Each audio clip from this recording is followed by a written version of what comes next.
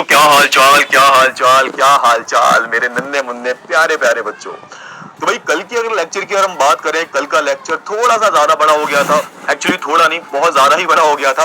और मैं आज कोशिश करूंगा कि बचा हुआ चैप्टर कम से कम वक्त में कंप्लीट करूं। लेकिन हाँ, मैं गारंटी से कहता हूं कि अगर आप स्टार्टिंग से लेके एंड तक इस चैप्टर, इस लेक्चर को देखते हो ना, तो आपकी एक एक चीज जो है क्लियर हो जाएगी। नमस्कार दोस्तों, क्या हालचाल, क्या हालचाल, क्या हालचाल मेरे प्यारे प्यारे बच्चों। जल्दी से आ जाओ, फटाफट से आके इस क्लास को जल्दी से ज्वाइन कर लीजिए। Good evening to all. सब मस्त है, तंदुरुस्त है, दुरुस्त है, मजे आ रहे हैं? तो भाई सबसे पहले तो ये बताओ कि कल का जो लेक्चर मैंने लाइव लिया था, पहला लेक्चर था ज्ञान बैच का, वो कैसा लगा तुम्हें? मस्त, मजा आया? भाई थोड़ा ज्यादा डिटेल में हो गया था सर, बहुत लंबा खींच दिया था। चलो कोई बात नहीं, आज हम क्या करते हैं, आज हम इस लेक्चर को कम से कम वक्त में कंप्लीट करेंगे। और हाँ, आज पूरा करेंगे, दो ही पार्ट आएंगे इसके, ठीक है ना? ऐसा नहीं है कि 3-4 पार्ट में लाऊंगा मैं। हाँ, तो आज हम क्या करते हैं, आज हम इस पूरे चैप्टर को कंप्लीट करते हैं। तो सबसे पहले तो जल्दी आ जाओ। गुड इवनिंग बेटा, good evening, good evening. Sir कल का लेक्चर थोड़ा ज्यादा बड़ा हो गया था, आज कम। अरे बेटा चिंता मत करो, कल का ऐसा था ना, फ्लो में थोड़ा सा, पहली क्लास थी, है ना, तो मैंने सोचा थोड़ा सा डिटेल में पढ़ा देते हैं, इंप्रेशन बढ़िया बनेगा, है ना। तो भैया कल थोड़े ज्यादा ही हम, मतलब थोड़े इमोशनल हो गए थे, ज्यादा ही भाव में बह गए थे हम। कोई बात नहीं, कोई बात नहीं। आज का जो लेक्चर है वो ज्यादा देर तक नहीं लूंगा मैं, 1 घंटे के अंदर अंदर हम इस पूरे चैप्टर को जो है कंप्लीट कर लेंगे। ठीक है बेटा, चलिए। गुड इवनिंग बेटा, good evening, good evening, good evening. Sir आज का लेक्चर कितने देर का होगा बेटा? मैक्सिमम 1 घंटे, 1 घंटे से अंदर अंदर हम ये जो है बचे हुए टॉपिक्स को कंप्लीट करेंगे। आज बहुत जरूरी जो टॉपिक्स है वो करने वाले हैं, ठीक है? क्लियर हुआ? और हाँ, रिवीजन नहीं करते, टाइम वेस्ट होता है।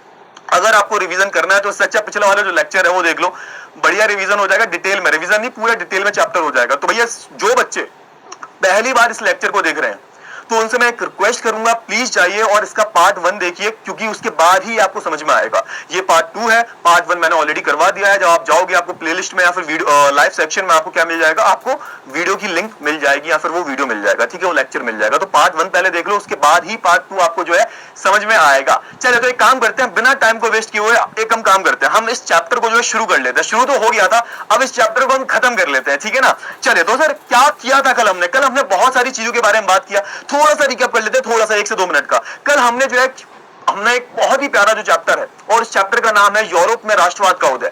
इस चैप्टर को शुरू किया। इतिहास का एक बहुत ही प्यारा चैप्टर है, मतलब हमने इसमें बहुत सारी चीजें पढ़ी, और बेसिकली हमने इसमें राष्ट्रवाद का जो मतलब है, जो परिभाषा है, वो जानने की कोशिश की, और किस तरीके से यूरोप में एक क्रांति होती है, और किस तरीके से यूरोप में भी फ्रांस में एक इस क्रांति ने कैसे जन्म लिया, उसकी हमने बात की। सबसे पहले हमने फ्रांसीसी क्रांति की बात की, और किस तरीके से फ्रांसीसी क्रांति जब आई तो अपने साथ में बहुत सारी विचारधाराएं साथ में लेके आई, है ना। उसमें से एक विचारधारा निकली राष्ट्रवाद की विचारधारा। जब लोगों को लगा कि भैया अब यहाँ पर जो बड़े बड़े रियासतें जो हैं, बड़े बड़े साम्राज्य जो हैं, इनका अंत होना चाहिए और एक राष्ट्र का निर्माण होना चाहिए। मतलब जो राजा है ना, जो प्रजा है, वो अपने राजा के नाम से ना जानी जाए, बल्कि जो राष्ट्र का नागरिक है ना, नागरिकों के नाम से जानी जाए। मतलब ऐसा नहीं है कि तुम्हारी जो उस देश की जो प्रजा है वो राजा के नाम से जानी जा रही है, नहीं। राजा वाजा कोई नहीं होगा, सबको हटाओ, सबको हटा दो, बाय बाय टाटा, है ना। हम क्या करेंगे, हम एक पूरे राष्ट्र का निर्माण करेंगे। और यही जो प्रक्रिया थी, कहीं ना कहीं उसमें राष्ट्रवाद का बहुत बड़ा योगदान है। राष्ट्रवाद का सिंपल सा अर्थ था कि भैया हमें अपने किससे प्रेम है, हमें अपने राष्ट्र से प्रेम है। क्लियर हुआ ना? सब समझ में आ रहा है? गुड इवनिंग बेटा, गुड इवनिंग, गुड इवनिंग। बेटा कमेंट्स देखेंगे तो पढ़ाएंगे कभी? बताओ है कि सर आप हमारी बात नहीं सुनते। अरे सुनते तो हैं बेटा, क्या चाहिए तुम्हें, क्या चाहिए तुम्हें, ये बताओ क्या चाहिए? कि सर कोई एक शायरी सुना दो। शायरी सुनानी है, ठीक है। अच्छा, तो एक शायरी सुनाता हूं मैं तुम्हें। होता क्या, बहुत प्यारी शायरी है, ध्यान से सुनना, ध्यान से सुनना, सारे सारे के सारे, है ना। अच्छी शायरी है। और एक्चुअली होता क्या, हम जो लड़के होते हैं ना, वो ज्यादा जल्दी एक दूसरे पर भरोसा कर लेते हैं। लड़कियां उतनी जल्दी नहीं करती, शायद लड़के जल्दी कर लेते हैं। तो जब लड़के कुछ दोस्त बन जाते हैं और एग्जाम सेंटर पे आप जाते हो, एग्जाम हॉल में बैठते हो आप, तो पढ़ा तो होता नहीं है। तुम लोग पढ़ते कहाँ हो? लड़कियां तो फिर भी पढ़ लेती हैं, तुम लड़के नहीं पढ़ते। तो जब किसी एग्जाम हॉल में बैठे होते हो, तुम लोग पहले से डिस्कशन करते हो कि आज तू पढ़ लियो भाई, आधा तू पढ़ के जा, आधा मैं पढ़ के जाता हूँ, और एग्जाम में मिल बांट के कर लेंगे। तो उसी पे एक शायरी याद आ गई मुझे। शायरी ऐसे है कि वो हमें मुड़ मुड़ के देख रहे थे, वो हमें मुड़ मुड़ कर देख रहे थे, और हम उन्हें मुड़ मुड़ कर देख रहे थे। वो हमें मुड़ मुड़ कर देख रहे थे, और हम उन्हें मुड़ मुड़ कर देख रहे थे। वो हमें, हम उन्हें, हम उन्हें, वो हमें। क्योंकि एग्जाम में ना उनको कुछ आता था और ना ही हमको कुछ आता था। ठीक है, तो भाई ये जो शायरी है, ये उन बच्चों के लिए, उन लड़कों के लिए जो एक दूसरे पे जल्दी भरोसा कर लेते हैं भाई, और एग्जाम में एक दूसरे के भरोसे पे जाते हैं और लीपा पोती करके आ जाते हैं। तो भैया कैसा लगा ये? बढ़िया लगा ना? ये जो शायरी थी कैसी लगी? वैसे मैं शायरी वायरी करना जानता नहीं उतना यार, बट हाँ, आई होप तुम्हें शायरी अच्छी लगी होगी। तो एक काम करते हैं, पढ़ाई कर लेते हैं, ठीक है ना? ऐसे हम बकवास करते रहे तो आज फिर से 1.5 घंटा हो जाएगा। चलो ठीक है। तो हमने सारी कहानी पढ़ी और हमने एक एक करके सारी चीजों के बारे में बात की। हमने नेपोलियन के बारे में बात की, किस तरीके से नेपोलियन जो था वो अपना नेपोलियन संहिता लाया, नेपोलियन कोड लाया, जिसमें उसने अपनी ही प्रशासनिक व्यवस्थाओं को हर जगह लागू किया जहां जहां उसने राज किया। और ऐसा नहीं था उसने सिर्फ फ्रांस पर राज किया, फ्रांस के अलावा उसने आसपास की जो जगह थी, आसपास के जो क्षेत्र थे, उन पर भी उसने शासन किया। और उसका सपना था कहीं ना कहीं पूरे यूरोप को जीतने का। तो ये सारी कहानी हमने पूरी देख ली थी। क्लियर हुआ? चलिए, उसके बाद फिर मैंने बताया कि 1815 आते आते आप देखोगे कि वाटरलू का युद्ध हुआ और इसके बीच में हमने बहुत सारे टॉपिक्स पढ़े, जैसे कि हमने उदारवाद का मतलब जाना। उदारवाद लिबर शब्द से मिलकर बना, लैटिन भाषा का शब्द है ना? इसका मतलब होता है स्वतंत्रता, नए विचारों वाला, खुले विचारों वाला। इसको हम बोलते हैं लिबरलिज्म, है ना? लिबरलिज्म इस विचारधारा को इंग्लिश में बोलते हैं उदारवाद, है ना? हिंदी में बोलते हैं। चलिए ठीक है, इसके बारे में हमने बात की। हमने राजनीतिक उदारवाद के बारे में बात की, हमने आर्थिक उदारवाद के बारे में बात की। और आर्थिक उदारवाद में मैंने एक इंपॉर्टेंट टॉपिक भी बताया था तुम्हें, जोल्वेरिन संघ का बताया था, है ना? कि किस तरीके से जोल्वेरिन संघ का निर्माण किया गया था और इसमें हुआ क्या था, जितनी भी व्यापार बाधाएं हैं, इन सारी व्यापार बाधाओं को खत्म किया गया था। और बेटा तुमने नहीं पढ़ा ना तो प्लीज पार्ट 1 जाके देख लो, उसके बाद ही पार्ट 2 पे टपकना आके, ठीक है? हाँ, तो ये सारी चीजें पढ़ी। फिर हमने देखा वाटरलू का युद्ध हो जाता है और वाटरलू के युद्ध के बाद नेपोलियन जो होता है हार जाता है और प्रबल शक्तियां जो होती हैं वो नेपोलियन को हरा देती हैं। उसके बाद वेना कांग्रेस में मीटिंग होती है, वेना कांग्रेस होती है यानी कि एक मीटिंग होती है और वहां पर वेना संधि साइन होती है। और जहां पर होता क्या है बेसिकली कि नेपोलियन ने जो भी बदलाव किए होते हैं, जो भी अपने टाइम पर बदलाव किए थे, उन सारे बदलावों को हटा दिया जाता है और जैसे पहली चीजें चल रही थी, जैसे पहली व्यवस्था चल रही थी 1789 से पहले एक प्रॉपर राजतंत्र जो चल रहा था उसको और मजबूत बनाया जाता है। ठीक है, ये सारी चीजें बता दी। फिर मैंने बताया 1830 आते आते आप देखोगे बहुत सारे गुप्त संगठन घुरने लगे, गुस्पी मजीनी का बहुत बड़ा योगदान था। ये सारी चीजें बताई और 1830 में आप देखोगे जुलाई क्रांति हो जाती है और फिर से क्या होता है, फिर से जो फ्रांस में बर्बन जो किंग जो होता है उसको बिठाया हुआ था। 1815 की जब वेना संधि हुई थी तो उसमें हुआ यह था कि फ्रांस का राजा किसको बना दिया गया था, लुई 18वें को बना दिया गया था, जो कि बर्बन राजवंश ही आता था। अब उसको हटा दिया जाता है, उसको उखाड़ के फेंक दिया जाता है और फिर से आप देखोगे फ्रांस में संवैधानिक राजतंत्र आ जाता है। एक तरफ ग्रीस आजाद हो जाता है कुछ दुनिया की संधि से, एक तरफ आप देखोगे बेल्जियम भी अलग हो जाता है नीदरलैंड से। तो ये सारी जो चीजें हैं वो मैंने आपको पढ़ा दी थी। उसके बाद मैंने जो लास्ट टॉपिक पढ़ाया था, क्या पढ़ाया था जल्दी से याद करो? हाँ, तो लास्ट टॉपिक जो मैंने पढ़ाया था वो जल्दी पढ़ेंगे आज, जल्दी जल्दी। आज ज्यादा कुछ बकवास नहीं करनी, आज हम जल्दी जल्दी पढ़ेंगे कि सर अरे हाँ, एक चीज और जो सबसे इंपॉर्टेंट चीज है, बहुत इंपॉर्टेंट चीज है, बहुत इंपॉर्टेंट चीज मैं बतानी भूल गया। आई एम रियली सॉरी, मैं बतानी भूल गया। सुनो ध्यान से सुनो भैया। इस चैप्टर के जो नोट्स हैं तुम्हें कहां मिलेंगे? तो ठीक है, ऐप पर नहीं मिल रहे, काम करो, लिंक है डिस्क्रिप्शन में। हमारा जो चैनल का टेलीग्राम लिंक है, और या फिर मैं अपने चैनल की बात करूं, मैंने भी मतलब हमारा भी क्या है, मतलब मेरा तुम्हारा अमित भैया का पर्सनली क्या खुल गया है भाई, टेलीग्राम चैनल खुल गया है। तो प्लीज जाओ वहां पर और जाकर क्या करना है तुम्हें, जाकर वहां पर जो है मेरे टेलीग्राम ग्रुप को ज्वाइन कर लो, है ना? तो वहां पर आपको जो है इसके नोट्स मिल जाएंगे, पिछले वाले चैप्टर, पिछले वाले पार्ट के भी और इस वाले पार्ट के भी। तुम्हें क्या करना है सर, तुम्हें कुछ नहीं करना, तुम्हें जाना है, डिस्क्रिप्शन में लिंक दे रखा है। अभी नहीं करना, पहले लेक्चर देख लो उसके बाद कर लेना। हाँ, तो मेरे टेलीग्राम चैनल का लिंक दे रखा है या फिर हमारे हिंदी मीडियम के चैनल का भी लिंक दे रखा है, दोनों जाके ज्वाइन कर लो। वहां पर इसकी पीडीएफ जो है शेयर कर दी जाएगी। आई एम रियली सॉरी, मैं बताना भूल गया। हाँ, तो इसकी पीडीएफ कहां शेयर कर दी जाएगी? तो भैया टेलीग्राम लिंक पर जो है उसको ज्वाइन कर लो, टेलीग्राम ग्रुप ज्वाइन कर लो, वहां पर इसकी पीडीएफ ज्वाइन कर आपको शेयर कर दी जाएगी। ठीक है, क्लियर हुआ? हाँ, और एक चीज और, टेलीग्राम किसका है सर? 2 टेलीग्राम ग्रुप दिखेंगे, एक तो आपको हिंदी मीडियम का दिखेगा, एक मेरा दिखेगा। मेरा भी ज्वाइन कर सकते हो, हिंदी मीडियम का भी ज्वाइन कर सकते हो। क्लियर हुआ ना? हाँ, तो मेरा टेलीग्राम ज्वाइन कर लोगे तो उस पर आपको जो भी अपडेट है वो मिलती रहेगी। आप मेरा वो पर्सनल टेलीग्राम ग्रुप है, हाँ, तो आप उसको सब्सक्राइब कर लीजिए, जाके ज्वाइन कर लीजिए। वहीं पर मैं इसकी पीडीएफ जो है वो शेयर करवा दूंगा। क्लियर हुआ? डन है? हाँ, वादा है मेरा आपसे। बेटा कुछ टेक्निकल इशू आ रहा है, इस वजह से शायद ऐप पर नहीं हो पा रही, ऐप पर भी आपको मिलने लगेगी। बट हाँ, अभी अगर आपको इसका पीडीएफ लिंक चाहिए तो आपको टेलीग्राम लिंक ज्वाइन करनी पड़ेगी, मेरी वाली लिंक जो है डिस्क्रिप्शन में। अभी नहीं करना, अभी मत करना, अभी पहले लेक्चर देख लो उसके बाद जाना, ठीक है? अरे सर जी अभी कर लेते हैं, अरे नहीं अभी नहीं करना, ठीक है? चलो ठीक है, अब एक काम करते हैं, कल का जो आखिरी जो टॉपिक हमने पढ़ाया था जो कि अधूरा रह गया था क्योंकि टाइम बहुत ज्यादा हो गया था, कल का जो टॉपिक था वो था भाई सांस्कृतिक आंदोलन का। इसको हम बोलते हैं रूमानीवाद। क्या बोलते हैं सर इसको? हम रूमानी, एक शब्द नाम देते हैं इसको, हम क्या बोलते हैं सर? इसको हम एक शब्द से जानते हैं, इसको हम बोलते हैं सर रूमानी। एक मिनट थोड़ा सा रुक जाओ, तो बहुत मोटा है ये, चलो ठीक है। हाँ सर, इसको हम बोलते हैं क्या? इसको हम बोलते हैं रूमानीवाद। सर ये क्या होता है? रूमानीवाद क्या होता है? इसको हम बोलते हैं रोमांटिसिज्म। भाई ये तुम्हारा वो वाला रोमांटिसिज्म नहीं है जो तुम समझते हो। अरे सर ये तो हमारी बात की जा रही है, रोमांटिसिज्म। अरे नहीं बेटा, ये रूमानीवाद रोमांटिसिज्म थोड़ी अलग चीज है। जैसे आपने देखा है ना कि हम बोलते हैं कि मैं तेरे लिए चांद तारे तोड़ के ले आऊंगा, अरे भैया, जब वो कोई इंसान सामने वाले इंसान को बोल रहा है कि मैं तेरे लिए चांद तारे तोड़ के ले आऊंगा, उसका मतलब ये थोड़ा ना है कि वो सच में चांद तारे तोड़ के ले आएगा। उसका मतलब ये है कि वो इंसान कहना चाह रहा है, क्या कहना चाह रहा है, वो इंसान ये कहना चाह रहा है कि वो सामने वाले इंसान के लिए कुछ भी कर सकता है। तो यहां पर क्या होता है, बेसिकली रूमानीवाद में होता यह है कि जो कवि होते हैं, बड़े बड़े शायर होते हैं, है ना, तो ये क्या करते हैं, बेसिकली ये साइंस से, लॉजिक से थोड़ा हटके, तर्क से थोड़ा हटके, साइंस विज्ञान से थोड़ा हटके ये इन सारी चीजों पर ध्यान देते हैं, प्रेम पर ध्यान देते हैं, ये चीजों को अलग अलग चीजों से कंपेयर करते हैं कि भाई मैं तुम्हारे लिए चांद तारे तोड़ के ले आऊंगा, इसका मतलब क्या है कि मैं तुम्हारे लिए कुछ भी कर सकता हूं, समझ रहे हो, तो उसको बोलते हैं रूमानीवाद। तो आप देखोगे यूरोप में रूमानीवाद का जन्म हुआ। अब रूमानीवाद भी क्या है सर, एक तरीके से आप देखोगे रूमानीवाद में भी एक तरीके से, अब रूमानीवाद में क्या क्या चीज आती थी, कविताएं, गाने, है ना, तो जैसे आपने देखा होगा, खूब लड़ी मर्दानी थी वो झांसी वाली रानी थी, क्लियर हुआ। आज जैसे हम बात करते हैं पृथ्वीराज चौहान के बारे में, तो भैया जब पृथ्वीराज चौहान को बंदी बना लिया गया था मोहम्मद गौरी के द्वारा, और इधर जो है उनके एक जो कवि थे चंद्र बरदाई, वो साइड में खड़े हुए थे, तो क्या बोलते हैं, 4 बांस 36 गज अंगुल अष्ट प्रमाण ता ऊपर बैठो सुल्तान मत चुको चौहान। तो ये सारी चीजें क्या है भाई, यहाँ पर जो कवि होते हैं वो अपनी एक तरीके से अपने शब्दों से जो है सामने वाले को मोहित करने की कोशिश करते हैं, और इसमें भाषा का, लोक कथाओं का बहुत बड़ा योगदान होता है।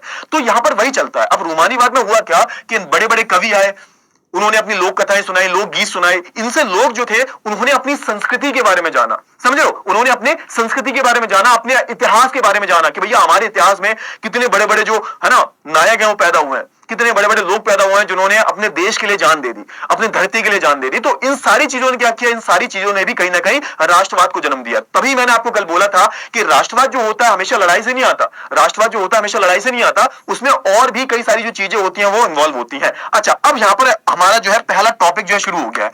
अगर मैं बात करता हूं किसके बारे में सर, अगर मैं बात करता हूं रूमानीवाद के बारे में, तो यहां पर एक बहुत बड़ा नाम आता है, शायद तुम्हें किसी ने पढ़ाया नहीं होगा इतने डिटेल में, है ना, तो मैं बता रहा हूं तुम्हें, एक बहुत बड़ा नाम आता है, इसका नाम था भाई जोहान गॉटफ्रीड, है ना, जोहान गॉटफ्रीड। गॉटफ्रीड की हम बात करें तो आप देखो गॉटफ्रीड हर्डर नाम था इनका पूरा, जोहान गॉटफ्रीड हर्डर नाम था इनका।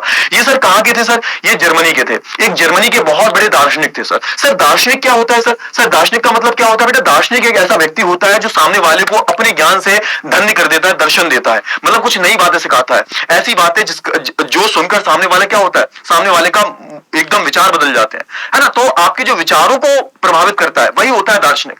तो दार्शनिक की अगर हम बात करें तो ये हर्डर साहब जो थे हमारे दार्शनिक थे, इनका मानना क्या था, इन्होंने बोला कि जर्मनी की जो संस्कृति है ना वो वहां के आम लोगों में है, यानी कि जनता में है, और इसको इन्होंने नाम दिया दासवोग। दासवोग क्या है, मतलब आप देखोगे कि दासवोग का सिंपल सा मतलब है, यहां पर क्या मतलब है, दास का सिंपल सा मतलब है कि भैया यहां पर जो राष्ट्रवाद है ना वो किसके अंदर छुपा हुआ है, तो वो जर्मनी के जनता के अंदर छुपा हुआ है। कहने का मतलब यह है कि राष्ट्रवाद तुम किसी को मार मार के या फिर आप बोल सकते हो ना बलपूर्वक जो है किसी के अंदर तुम राष्ट्रवाद नहीं डाल सकते। राष्ट्रवाद कहां से आता है, राष्ट्रवाद जो है लोगों के अंदर से आता है, समझ में आया, लोगों के अंदर से आता है। सोच के देखो, मैं तुम्हें एक उदाहरण देता हूं, बहुत ही प्यारा सा।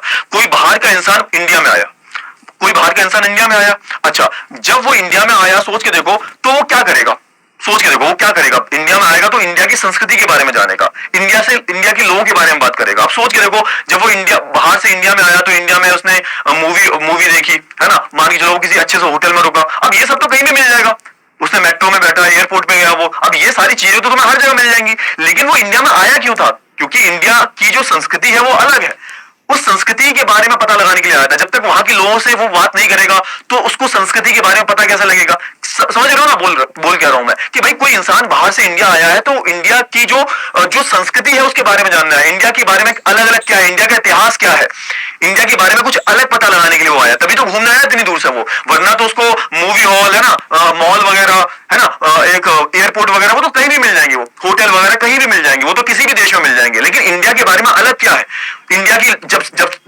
तक वो इंडिया के लोगों से बात नहीं करेगा, उनके अंदर वो क्या सोचते हैं इंडिया के बारे में, वो इंडिया के बारे में उनका क्या कहना है, वो किस तरीके से इंडिया को देखते हैं, वो जब सामने वाला बंदा है वो उससे बात करेगा, भारतीय बंदा जब उससे बात करेगा तभी तो उसको पता लगेगा कि भाई इंडिया है क्या, असल में इंडिया है क्या, समझ रहे हो ना बोल क्या रहा हूं मैं, तो वही चीज है। तो इन्होंने एक नाम दिया था दासवोग, है ना, तो इन्होंने बोला कि भाई असली जो संस्कृति है किसी भी देश की, खैर उन्होंने जर्मनी को रेफरेंस लिया था, लेकिन मैं अगर आपको बोलूं कि किसी भी देश की संस्कृति जो है वो कहां छुपी हुई है सर, तो उस देश के जो लोग हैं उनके अंदर से ही छुपी होती है, समझ में आया। इन्होंने फिर एक शब्द का नाम और लिया जिसको हमने बोला वोगजिस्ट। वोगजिस्ट का मतलब यह है कि आत्मा, कि भाई किसी भी देश की आत्मा जो है, किसी भी देश की आत्मा को समझने के लिए आप देखोगे ना उसके जो लोकगीत है, उसकी जो लोक कविताएं हैं, उनका जो लोक नृत्य है वो देखना चाहिए। इन्होंने बहुत अच्छी बात बोली कि भाई अगर मान के चलो कि किसी भी, जैसा मैंने वही बताया ना, वही एक उदाहरण दिया आपको कि कोई बाहर का इंसान जब इंडिया में आएगा तो वो इंडिया के बारे में क्या देखेगा, क्या समझने की कोशिश करेगा, वो आप बताओ क्या समझने की कोशिश करेगा? वो ये सब चीजें देखेगा क्या है? ये मॉल देख ले, अरे मॉल तो कहीं भी मिल जाएंगे, मॉल तो वो जिस देश से आया वहां पे बहुत अच्छे अच्छे मॉल है। या फिर वो मूवी हॉल में मूवी, कोई अच्छी सी मूवी देखेगा, अरे मूवी हॉल तो कहीं भी मिल जाएंगे तुम्हें। वो क्या देखेगा? भारत की लोक कविताएं जो है, लोक नृत्य जो है, भारत की जो अलग अलग जो बड़ी बड़ी है ना, आप बोल सकते हो इमारतें हैं, इनके बारे की हम बात करें।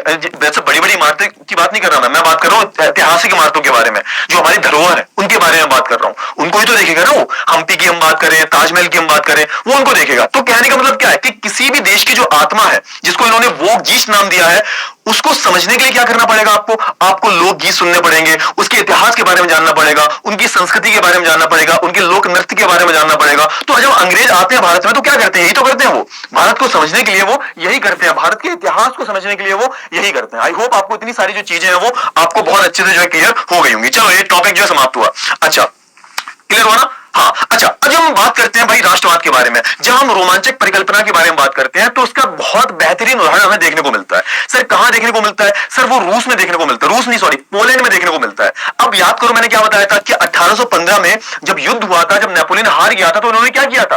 प्रयाग देश जो थे इन्होंने क्या किया था सर? इन्होंने, आप देखोगे, इन्होंने जितना भी क्षेत्र जो नेपोलियन ने कब्जा कर रखा था, नेपोलियन ने जितने भी क्षेत्र पर कब्जा कर रखा था फ्रांस के अलावा, उसको लेकर आपस में बांट लिया था। और मैंने क्या बताया था आपको? रूस जो था, रूस के हिस्से में क्या आया था? रूस के हिस्से में पोलैंड आया था। तो आप देखोगे रूस पोलैंड पर किसका कब्जा था? पोलैंड पर रूस का कब्जा था। ठीक है, क्लियर हुआ? चलो कोई बात नहीं, इतनी चीज पता होगी। हाँ, तो आपको इतना पता होना चाहिए कि भाई हुआ क्या था, पोलैंड पर क्या हो गया था? पोलैंड पर आप देखोगे तो रूस का कब्जा हो गया था। किसका कब्जा हो गया था सर? रूस का। ठीक है सर, बहुत अच्छी बात है। अच्छा, बहुत ही अच्छी बात है। और बताओ सर। ठीक है, जब पोलैंड पर रूस का कब्जा हुआ तो होता यह था कि पोलैंड की जो भाषा थी, अब ये इस उदाहरण में ये बताने की कोशिश की गई है कि किस तरीके से भाषा के आधार पर, बेटा भाषा भी क्या है? आपकी संस्कृति का हिस्सा है। भाषा भी आप देखोगे, भाषा भी क्या है सर? भाषा भी आपकी रोमांचक परिकल्पना का हिस्सा है। भाषा तो बहुत बड़ा योगदान है भाषा का। तो अगर आप जैसे पोलैंड की हम बात करें तो पोलैंड में आप देखोगे, पोलैंड में जो भाषा बोली जाती है वो पोलिश भाषा बोली जाती है। लेकिन जब रूस का कब्जा हुआ पोलैंड पर तो यहां पर क्या किया जाने लगा? यहां पर जबरदस्ती रूसी भाषा को जो है थोपा जाने लगा। अब सोच के देखो, कोई एक भाषा बोल रहा है, तुम अगर हिंदी बोल रहे हो और कल को कोई आता है बोलता है चाइनीज भाषा में बात कर, मैंडरिन भाषा में बात कर, तो तुम बोलोगे अरे भैया तुम तो हिंदी भाषा में बोलते हो ना। तो आप किसी पर भाषा थोप नहीं सकते। भाषा सारी खूबसूरत होती है, सारी भाषा अच्छी होती है, लेकिन आप किसी को जबरदस्ती अपनी भाषा नहीं सिखा सकते। तो उन्होंने क्या किया? उन्होंने, आप देखोगे हर जगह पर जो है अपनी रूसी भाषा को जो है प्रमोट करना शुरू कर दिया, रूसी भाषा का प्रचार करना शुरू कर दिया। आप देखोगे उन्होंने क्या किया, क्योंकि अब पोलैंड पर रूस का कब्जा है, तो आप देखोगे हर जगह स्कूलों में, है ना, पोलिश भाषा को हटाकर क्या जबरन तरीके से आप देखोगे रूसी भाषा को लाया गया। और ये प्रॉपर तरीके से क्या करना चाहते थे? ये पोलिश भाषा को खत्म करना चाहते थे, है ना। अब तुम किसी भाषा का अंत कैसे कर सकते हो? और अब देखोगे 1831 में क्या हुआ, यहां पर जो पोलैंड के लोग थे, पोलैंड के लोगों ने रूस के खिलाफ जो है एक मोर्चा छेड़ दिया, मतलब एक तरीके से विद्रोह हो गया इसी के चक्कर में, भाषा के चक्कर में, कि आप किस तरीके से कैसे अपनी भाषा को हम पर थोप सकते हो। क्लियर हुआ? ये सब हुआ। आप देखोगे फिर क्या हुआ इसके बाद, फिर आप देखोगे क्या हुआ इसके बाद, देखोगे कि जब इन्होंने क्या किया, रूसी सरकार का विरोध किया, तो आप देखोगे यहां पर क्या होता है, यहां पर अपनी भाषा को एक हथियार की तरह इन्होंने इस्तेमाल किया। सोच के देखो, मतलब इन्होंने अपनी भाषा को, पोलिश भाषा को, जब रूस ने इन पर भाषा थोपने की कोशिश की तो इन्होंने विरोध किया और इन्होंने अपनी भाषा को हथियार बना लिया। आप देखोगे ये क्या करते थे, ये चर्च में इन्होंने रूसी भाषा लागू कर दी कि भाई चर्च में पोलिश भाषा में कोई बात नहीं करेगा, पूजा पाठ जो होगा वो रूसी भाषा में होगा, स्कूल में भी क्या बच्चों को पढ़ाई जाएगी, रूसी भाषा ही पढ़ाई जाएगी, पोलिश को हटाया जाएगा। अब ये सब हुआ। अब इन्होंने क्या किया, इन्होंने किसी की बात नहीं मानी। आप देखोगे ना, चर्च या धार्मिक स्थल की हम बात करें, धार्मिक शिक्षा की हम बात करें, वहां पर ये लोग, है ना, मना करने के बाद भी पोलिश भाषा का इस्तेमाल करते थे। तो इन्होंने क्या किया, एक तरीके से भाषा को ही आंदोलन का जरिया बना लिया। और इससे हुआ क्या, आप इससे देखोगे बहुत सारे जो लोग थे उनको सजाएं दी गई, बहुत सारे जो धर्मगुरु थे, बहुत सारे जो पादरी थे, है ना, इनको जेल में डाल दिया गया, इनको साइबेरिया भेज दिया गया। अब साइबेरिया सर क्यों भेजा गया, देश निकाला, देखिए साइबेरिया भेज दिया। अब साइबेरिया की हम बात करें तो साइबेरिया एक ऐसी जगह है जो कि बहुत ठंडी जगह है, जहां पर -30 -35 डिग्री टेम्परेचर रहता है। तो यहाँ पर इन लोगों को भेज दिया, बहुत ही ठंडा इलाका है,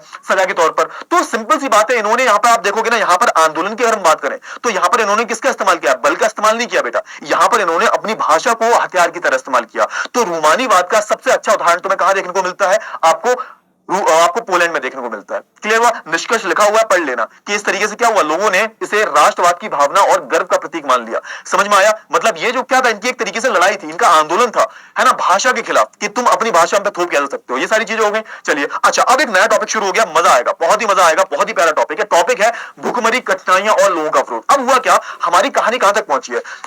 देखो बीच बीच में जो मैं आपको कहानियां सुनाता हूं ना, इससे कंफ्यूज मत होना। हमारी कहानी कहां तक पहुंची थी? हमारी कहानी जो है बेटा 1830-32 तक पहुंची थी। अब इसमें क्या हुआ था, इसमें आप देखोगे फ्रांस भी आया, फ्रांस संवैधानिक राजतंत्र बन गया है ना, ग्रीस आजाद हो चुका है, और क्या हुआ सर, और जो हमारा बेल्जियम है वो भी आप देखोगे नीदरलैंड से अलग हो चुका है। ये सब हमने पढ़ लिया था, ठीक है सर। अब हम कहां पे आ चुके हैं सर? अब हम 1830 से सीधा 48 तक आ चुके हैं। 1848 आते आते आप देखोगे बेटा बहुत सारी समस्याएं होने लगती हैं। 1848 जो है बहुत बुरा साल आया। अब हुआ क्या बेटा कि यूरोप की जो पॉपुलेशन थी, पूरे यूरोप की हम बात करें तो पॉपुलेशन वो तेजी से बढ़ रही थी। अब पॉपुलेशन तेजी से बढ़ रही है, और आपको पता है कि यूरोप की जो जमीन है, मिट्टी जो है ना, इतनी उपजाऊ नहीं है कि वो पूरे यूरोप के लोगों का पेट भर सके, क्योंकि वो थोड़ा सा ऊपर है ना, हायर लैटिट्यूड पे है। तो आप देखोगे कि वहां की ज्योग्राफी कुछ ऐसी है कि वहां पर उपजाऊ जमीन नहीं है, वहां पे आप खेती नहीं कर सकते, बहुत ज्यादा खेती नहीं कर सकते। अब दिक्कत ये थी कि यूरोप की जो पॉपुलेशन है वो बढ़ती जा रही है, बढ़ती जा रही है, बढ़ती जा रही है, बढ़ती जा रही है, और ये सबसे बड़ी समस्या का कारण बना कि 1848 आते आते आप देखोगे कि लोगों के पास खाने को कुछ नहीं था। बेरोजगारी जो थी, क्योंकि पॉपुलेशन बढ़ रही है, जनसंख्या बढ़ रही है, बेरोजगारी चरम सीमा पे थी। और ये सब हुआ कहां पर? ये फ्रांस में हो रहा था। बाकी के यूरोप के जो देश है, राज्य जो है, वहां पर भी हो रहा था। लेकिन फ्रांस में क्या हुआ? फ्रांस में आप देखोगे कि जो लुई फिलिप था, जिसको राजा बनाया गया था, याद करो 1830 में बर्बन डायनेस्टी को, बर्बन राजवंश को उखाड़ फेंकने के बाद लुई फिलिप को जो है राजा बना दिया गया था। अब यहां पर लुई फिलिप जो था बहुत ही अकुशल राजा था, ये कुछ कर नहीं पाया। एक तो उसने लोगों को अधिकार नहीं दिए, दूसरी बात ये थी कि ये बहुत अच्छी अच्छी नीतियों को नहीं अपना रहा था, जिससे क्या हो, जिससे लोगों को काम मिले, है ना, रोजगार के अवसर पैदा हो, या फिर आप बोल सकते हो कि लोग जो है भूखे ना मरे। तो यहाँ पर बहुत बुरी हालत हो गई है, बेरोजगारी बढ़ रही है, और आप देखोगे लोग इतने परेशान हो गए भूख के कारण। आप देखोगे उपज खराब हो गई, है ना, उपज खराब हो गई, सूखा पड़ गया, तो यहाँ पर पूरी फसल बेकार हो गई। ऊपर से जो लुई फिलिप जो है मजे कर रहा है अपने आराम से महल में। अरे भैया हमें क्या मतलब? हुआ ये कि 1848 आते आते ये जो है ना, ये जो इसका पाप का घड़ा था भर गया। लुई फिलिप भी एक अच्छा राजा नहीं निकला। अब लोग जो थे मजबूरी में आके, जैसे 1789 में जनता जो थी पेरिस की सड़कों पे उतर आई थी, वैसे ही ठीक वैसे ही हुआ कि 1848 में जनता जो थी वो पेरिस की सड़कों पर उतर आई, और उसने विद्रोह कर दिया। किसके खिलाफ? राजा के खिलाफ। राजा कौन था सर? Louis Philippe. और होता है क्या है भाई, लुई फिलिप जो होता है वो अपना भेष बदलकर ब्रिटेन भाग जाता है, मतलब भाग जाता है, ये देश छोड़कर भाग जाता है। क्लियर हुआ? अच्छा, इसके बाद क्या हुआ? इसके बाद हुआ ये, इसके बाद ये हुआ, अच्छा यहाँ पे एक चीज और है, एक चीज और है जिसको याद रख लेना, बहुत शॉर्ट में बता रहा हूं बेटा, डिटेल में नहीं जाते ज्यादा, बहुत शॉर्ट में बता रहा हूं। एक चीज और याद रख लेना कि भाई ये देख रहे हो ना, अरे समझ में आ रहा है नहीं आ रहा? ये बताओ सर, आज जल्दी खत्म हो जाएगा। अरे बिल्कुल जल्दी खत्म हो जाएगा भाई, बिल्कुल जल्दी खत्म हो। क्यों नहीं जल्दी खत्म होगा? आज ज्यादा नहीं है, आप 2-3 टॉपिक और बचे हुए हैं, इसके बाद खत्म है पूरा, ज्यादा नहीं, आधा घंटा और चलेगी क्लास। अरे चिंता मत करो सर, मजा आ रहा है। अरे बेटा thank you so much, thank you so much sir, ठीक है ना? हाँ बेटा, ज्यादा कमेंट देखेंगे तो पढ़ाएंगे कभी? बताओ तुम सर, नोट्स का मेरे, अरे बेटा नोट्स जो है टेलीग्राम चैनल जो है, लिंक डिस्क्रिप्शन में ज्वाइन कर लेना, नोट्स मिल जाएंगे तुम्हें, वही नोट्स मिलेंगे यार, नहीं किया तो कर लेना एक बारी। हाँ तो टेलीग्राम लिंक को जो है ज्वाइन कर लेना, तुम्हें नोट्स जो है वहां पर मिल जाएंगे टेलीग्राम, हाँ डिस्क्रिप्शन में लिंक है, ठीक है? क्लियर हुआ? चलो बहुत अच्छी बात है। अच्छा हम बात करें, अच्छा अब यहाँ पर एक कहानी दिखाई गई है। अब जैसे हम बात करें ना, यहाँ पे हर चीज के उदाहरण देके समझाया गया है।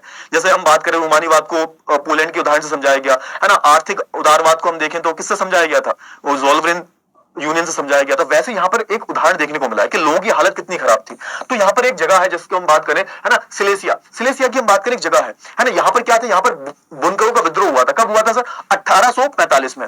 क्लियर हुआ? अच्छा अब अगर आपसे पूछ ले कि सिलेसिया जो है किसका हिस्सा है, तो आज के टाइम पे पोलैंड का हिस्सा है। आप देखोगे यहाँ पर करीबन जो है 18,000 लोग रहते हैं। अब दिक्कत यहाँ पे क्या थी, यहाँ पे जो लोग थे, बुनकर जो थे, यहाँ पे कपड़े बनाते थे, है ना, कॉटन बुनाई करते थे। एक तरीके से यहाँ पर क्या रहते थे? बुनकर रहते थे। बुनकर कौन होता है? जो कपड़ों को बुनता है, कपड़ों को बनाता है। ठीक है, क्लियर हुआ? चलिए अब दिक्कत ये थी कि जो बुनकर थे इनकी हालत बहुत खराब थी। जो मजदूर हैं, जो बुनकर हैं, इनकी हालत जो थी बहुत खराब थी, बेहद गरीब थे। समस्या क्या थी कि भैया जो व्यापारी थे ये क्या करते थे? ये कॉन्ट्रैक्टरों को, ये जो कॉन्ट्रैक्टर थे, यानी कि बड़े बड़े व्यापारी हैं, कॉन्ट्रैक्टर है, ये क्या करते थे? ये बुनकरों को कच्चा माल देते थे। कच्चा माल मतलब जैसे कॉटन, कच्ची कॉटन जो होती है, जैसे मान के चलो मैं टी शर्ट पहन रखी है, किसकी है? कॉटन की है। तो ऑब्वियस सी बात है, ये टी शर्ट जो है पेट पर थोड़ा लगी होगी, ये किसकी बनी है? कपास की बनी है। अब कपास को बहुत सारी चीजें होती है, सिलाई, कताई, बुनाई, है ना, तो इनको क्या मिलता था? इनको सिर्फ कच्चा माल मिलता था। इनको बुनकरों को कौन देता था? तो बड़े बड़े कॉन्ट्रैक्टर हैं, इनको कच्चा माल देते थे, ऑर्डर देते थे। लेकिन दिक्कत ये थी कि इनकी जो मजदूरी थी वो बहुत कम थी। किसकी सर? बुनकरों की, है ना, मजदूरों की, बुनकरों की स्थिति बहुत बहुत खराब थी, इनको मजदूरी बहुत कम मिलती थी, समझ में आया। अब ये विद्रोह जो हुआ था वो इसी बात पे हुआ था कि जो हमारे मजदूर थे इनको पैसे कम मिल रहे थे, पैसे बहुत कम मिलते थे। तो ये विद्रोह कब हुआ था? 4 जून 1845 में हुआ था। और ये विद्रोह में हुआ क्या था? बुनकर जो थे वो इनके घर भर में घुस जाते हैं, तोड़फोड़ कर देते हैं। उसके बाद आप देखोगे सेना को बुलाया जाता है और करीबन यहाँ पर आप देखोगे बहुत ज्यादा जो करीबन यहाँ पर एग्जैक्ट नंबर नहीं पता है ना, 13 से 14 जो आप देखोगे ना 2 बजे क्या होता है, कई बुनकर जो है घरों में निकले और जोड़ों से चलकर अपने मालिक के घर पहुंचे। उन्होंने ज्यादा मजदूरी की मांग की। ये सारी चीजें अब देखो हुआ क्या, सिंपल सा बात है। यहाँ पे होता है क्या हुआ? कुछ नहीं हुआ। यहाँ पे होता है विद्रोह हो जाता है। विद्रोह क्यों हुआ इतना जान लो। देखो ये यहाँ पर सबसे इंपॉर्टेंट चीज क्या है कि कब हुआ था? 4 जून 1845 को। इसको याद कर लेना, एग्जाम में क्वेश्चन पूछा जाएगा। और फिर इसके बाद क्या पूछा जा रहा है? इसके बाद ये पूछा जा रहा है क्यों हुआ था विद्रोह? इनकी मजदूरी बहुत कम थी। मजदूरी बहुत कम थी, विद्रोह हुआ। इन्होंने क्या किया? इन्होंने जो भी कॉन्ट्रैक्टर थे, जो भी बड़े बड़े व्यापारी थे कपड़े के, उनके यहां पर हमला कर दिया, उनके घरों पे हमला कर दिया, चीजें तोड़ फोड़ दी, खिड़कियां तोड़ दी, ये सब हुआ। मालिकों ने क्या किया? मालिकों ने है ना इस गुस्से का जवाब दिया। उन्होंने क्या किया? उन्होंने बहुत सारे, आप क्या करोगे, आप देखोगे ना बहुत सारे जो सैनिक वैनिक जो है उनको बुला लिया और बहुत सारे जो बुनकर होते हैं इसमें मारे जाते हैं। तो ये यहाँ पर एक घटना आती है सामने। तो यहाँ पे ये बताया गया है कि लोग कितने परेशान थे, कितनी बेरोजगारी है, मजदूरी बहुत कम है, लोग भूखे मर रहे हैं। तो उसका एक उदाहरण आपको सिलेसिया में देखने को मिलता है। समझ में आया ना? हाँ एग्जैक्टली मेरे को याद नहीं है कितने बुनकर मरे थे, एक बार देख लेना, 12 14 पता नहीं 15, एक बार देख लेना वो कितने मरे थे, एग्जैक्ट नंबर नहीं पता मेरे को। हाँ लेकिन यहाँ पर बहुत सारे बुनकर जो मारे जाते हैं। क्लियर हुआ? हाँ तो आप देखोगे यही ये है हमारा सिलेसिया का। चलो ठीक है, बहुत अच्छी बात है। अब हम बात करें किसके बारे में? हम बात करते हैं किसके बारे में? हाँ अब होता क्या है, जैसे हम हमारी कहानी कहां चल रही है सर? हमारी कहानी जो है 1848 में आ गई है और फ्रांस की हालत बहुत खराब है। और अभी मैंने आपको एक उदाहरण दिया सिलेसिया का। यहाँ पे जो बुनकर थे बेचारे वो गुस्सा होके है ना अपने ही जो कॉन्ट्रैक्टर थे उनके यहाँ पर हमला कर देते हैं, चीजें फीजें तोड़ देते हैं, उनके कपड़े वगैरह उठा के ले जाते हैं, चोरी कर लेते हैं, सब हो जाता है। उसके बाद सेना बुलाई जाती है और बहुत सारे जो बुनकर है वो मारे जाते हैं। ये सारी चीजें बता दी मैंने, ठीक है सर, ये एक उदाहरण है। अब हुआ क्या 1848 में? फ्रांस में क्या हुआ? फ्रांस में एक तरीके से क्रांति आ गई फिर से 1848 में। लोग पेरिस में जो लोग थे, यानी कि जो फ्रांस की राजधानी है पेरिस, वहां पे लोग जो है सड़कों पर उतर आए और सड़कों पर उतर के उन्होंने क्या किया भाई? उन्होंने एक विद्रोह कर दिया। किसके खिलाफ? लुई फिलिप के खिलाफ। और लुई फिलिप जो था वो भाग गया है ना, ब्रिटेन में भाग गया भेष वेश बदल कर। और अब होता क्या है कि अब जो है फ्रांस को क्या बनाया जाता है? अब जो है फाइनली है ना हमारी फ्रांस की जो चूहे बिल्ली की जो दौड़ थी है ना, कि कभी क्या हो रहा है यहाँ पर, कभी जो है यहाँ पर राजतंत्र मजबूत हो रहा है, कभी उदारवादी मजबूत हो रहे हैं। तो ये खेल जो है फाइनली फ्रांस में जो है कंप्लीट हुआ। फ्रांस जो है 1848 में क्या बन जाता है सर? एक गणराज्य बन जाता है। सर गणराज्य क्या होता है? गणराज्य बेटा एक ऐसा देश होता है जहां पर जो राजा, कोई राजा नहीं होता, राजा प्रजा वाला सिस्टम नहीं होता। एक गणराज्य वो होता है जहां पर जो आपके राज का हेड है, जो आपका मुखिया है राज का, वो कैसा होता है? वो इलेक्टेड होता है, वो जिसको चुना जाता है। इसको हम बोलते हैं रिपब्लिक, जिसको हम बोलते हैं गणराज्य। अब फाइनली क्या होता है? फ्रांस में कोई राजा वाजा नहीं होगा, फाइनली फ्रांस को एक गणराज्य बना लिया जाता है। गणराज्य का मतलब क्या है कि आपके देश का जो नेता है, आपके देश का जो मुखिया है, वो क्या कौन होगा सर? वो एक चुना हुआ नेता होगा, लोग उसको चुनकर भेजेंगे। अब यहां पर क्या हुआ? सारी जो दिक्कतें थी वो यहां पर जो है उसका समाधान ढूंढा जाता है। आप देखोगे 21 साल से ऊपर के सभी पुरुषों को वोट देने का अधिकार दिया जाता है ना। अब सुनो यहां पर क्या था? अब यहां पर हर व्यक्ति को जो 21 या 21 साल के ऊपर का है उसको जो है वोटिंग अधिकार दिए जाते हैं। यहां पर एक चीज याद रखना कि महिलाओं को कोई भी अधिकार नहीं दिया गया, कोई अधिकार नहीं मिला महिलाओं को, कोई भी अधिकार नहीं दिया गया। मतलब महिलाओं को अभी भी वोटिंग अधिकार नहीं दिया गया। आपको जानकर हैरानी होगी, महिलाओं को 1946 में मत डालने का अधिकार मिला है, 1946 में। तो अभी भी आप देखोगे ना 21 साल के हर पुरुष को, हर वयस्क पुरुष को वोट डालने का अधिकार मिला है। क्लियर हुआ ना? हाँ चलिए बहुत अच्छी बात है, आगे हम बात करें।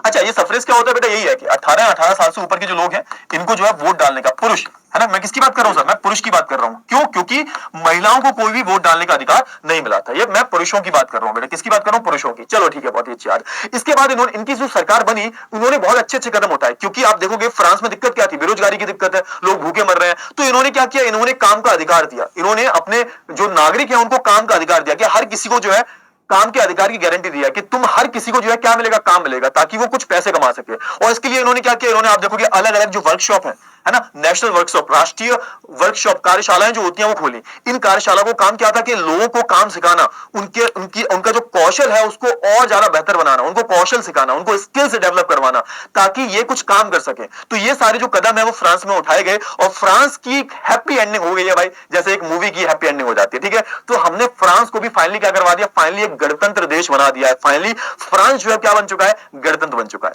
क्लियर हुआ? गणतंत्र मतलब एक democratic nation, Republic democratic nation जो है बन चुका है, एक लोकतांत्रिक देश जहां पर जो नेता है इनका चुना हुआ है और इन्होंने अपने नागरिकों को सारे अधिकार दिए जो एक लोकतांत्रिक देश में दिए जाते हैं, जो आज आज आपको सारे जो अधिकार है वो देखने को मिलते हैं, स्वतंत्रता का अधिकार, समानता का अधिकार, है ना, ये सारे अधिकार आज आपको देखने को मिलते हैं। वो कहीं ना कहीं किसकी देन है सर? वो कहीं ना कहीं फ्रांस की ही देन है। चलिए, बहुत अच्छी बात है। अच्छा, अब एक नया टॉपिक है, यहां पे क्या होगा, अब आएगा भाई क्रांति का युग। क्या आएगा सर? क्रांति का युग। अब देखो, फ्रांस आजाद, फ्रांस गणतंत्र बन चुका है। अब होता है ना कि तुम्हारे पड़ोस में कुछ हो जाता है, तुम्हें भी लगता है कि भैया ये कुछ पड़ोस में, तुम्हारे पड़ोसियों के यहाँ पे अच्छा हुआ है कि भैया कोई पड़ोस में तुम्हारे आईएएस ऑफिसर बन गया, है ना, तुम्हारे आंटी का लड़का, तुम्हारी जो पड़ोस वाली आंटी है उनका लड़का आईएएस ऑफिसर बन गया, तुम भी चाहोगे कि भैया हमारे घर से भी कोई आईएएस ऑफिसर निकले। यानी कि कहने का मतलब यह है कि पड़ोस में कोई अच्छी चीज हुई है तो तुम्हें भी लगता है।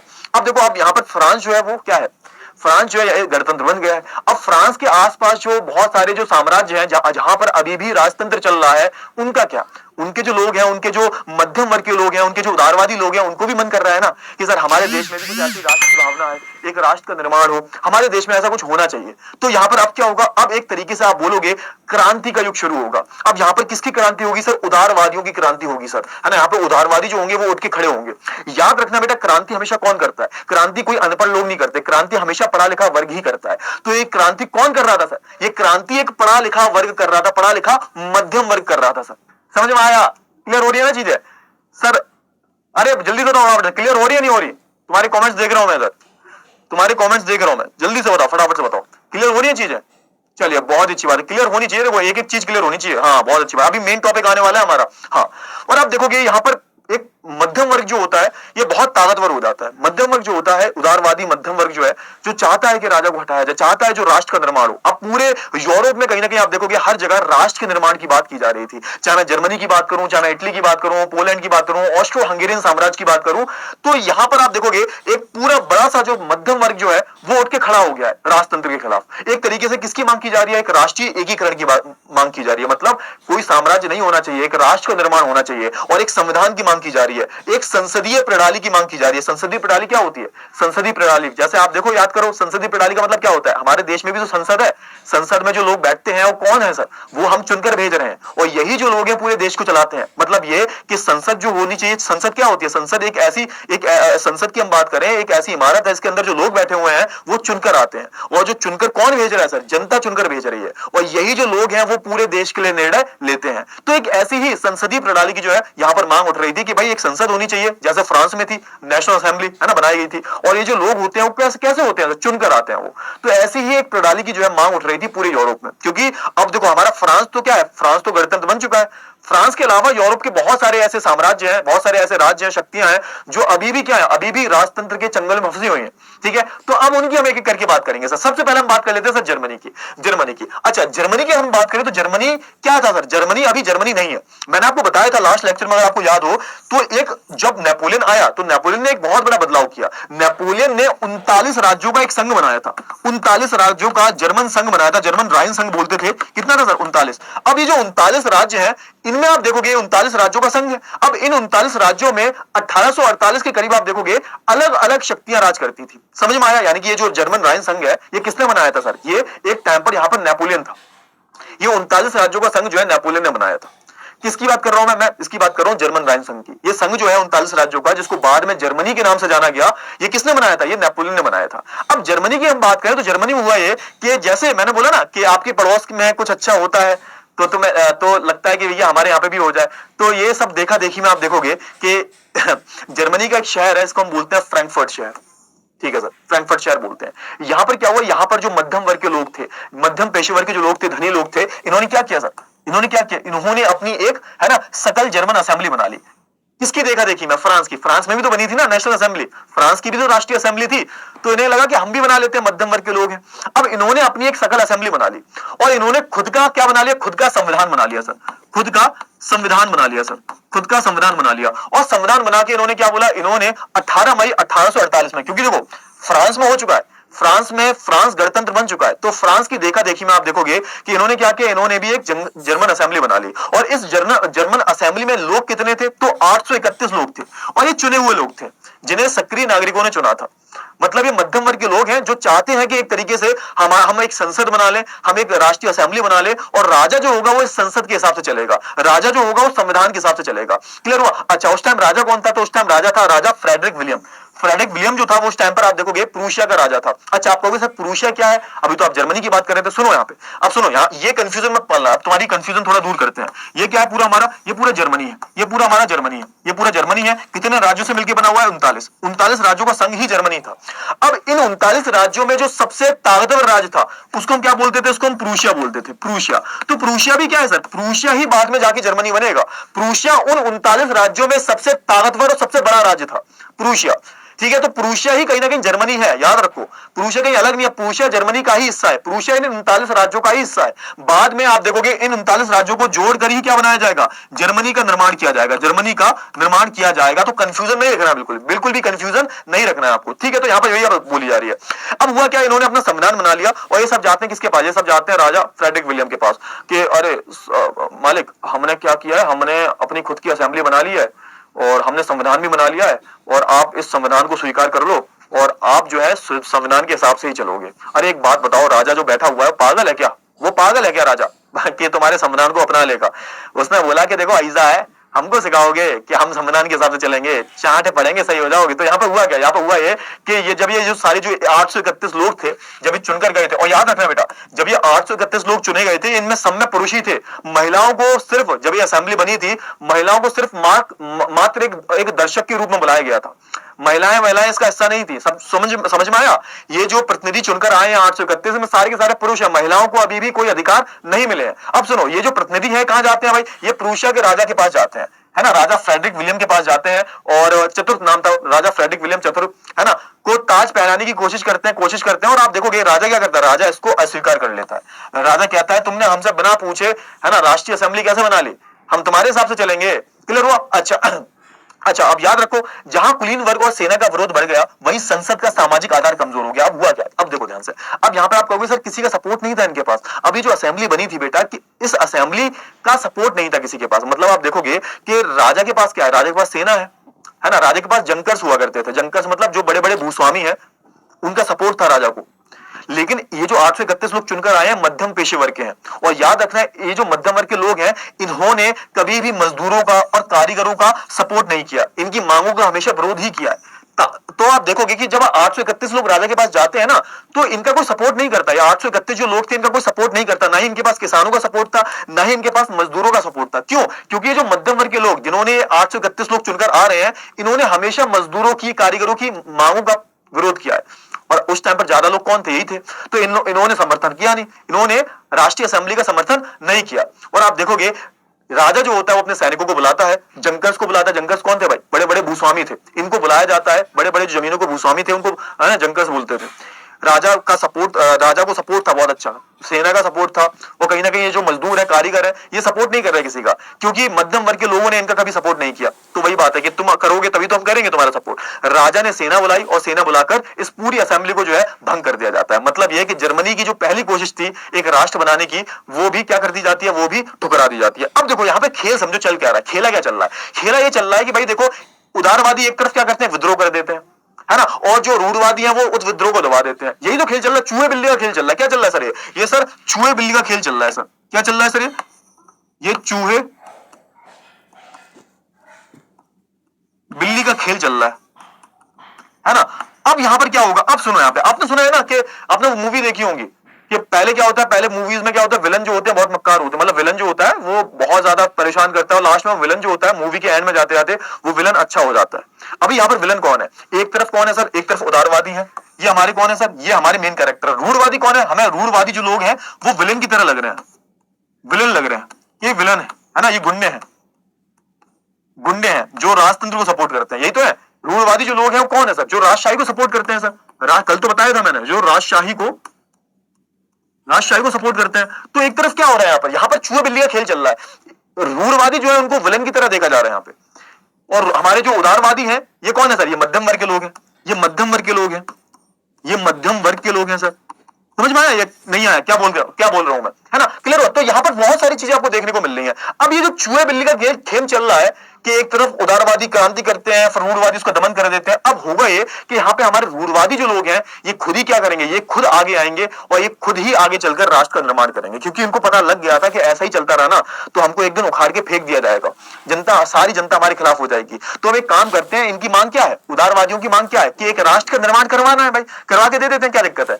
अब होगा यहाँ पर राष्ट्र का निर्माण, अब होगा यहाँ पर राष्ट्र का एकीकरण, अब यहाँ पर होगा जर्मनी का एकीकरण, है ना, इटली का एकीकरण, ब्रिटेन का एकीकरण, ये सारा जो है तुम्हें देखने को मिलेगा। अब ध्यान से सुनो फटाफट से। अब होता क्या है भाई, अब जर्मनी की हम बात कर लेते हैं, जर्मनी की।